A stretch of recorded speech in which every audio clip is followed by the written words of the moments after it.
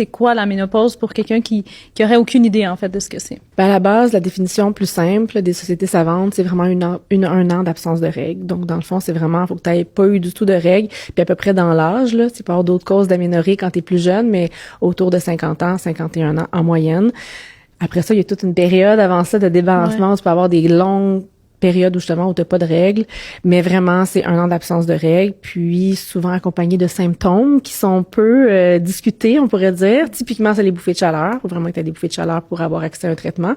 Mais il y a tout plein d'autres choses qui se passent au niveau métabolique aussi. L'estrogène régule beaucoup de nos fonctions vitales. Les hormones les hormones principalement, beaucoup d'hormones, mais principalement on parle d'estradiol et de progestérone, régulent plus que de 300 fonctions. Il y a beaucoup de récepteurs dans le corps, donc c'est pour ça qu'on voit autant de symptômes de tous les systèmes. C'est pour ça aussi que je trouve que les médecins de famille sont vraiment bien... en fait, c'est eux qui devraient le plus peut-être être en première ligne pour comprendre l'impact à tous les niveaux. Ouais. Parce que c'est pas juste l'utérus, c'est pas juste les bouffées de chaleur, c'est vraiment comment les hormones réagissent partout dans le corps, puis comment cette multitude de symptômes-là peuvent être pris en charge.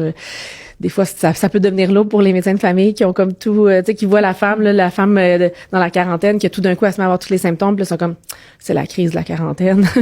C'est comme, oui, il y a du stress, oui, il y a plein de choses qui peuvent arriver dans la vie d'une femme, dans la quarantaine, avec les enfants, la carrière qui devient de plus en plus importante, mais il y a définitivement quelque chose d'hormonal qui vient avec la sénescence des ovaires graduelle, je te dirais, jusqu'à l'arrêt complet, là, vers 50.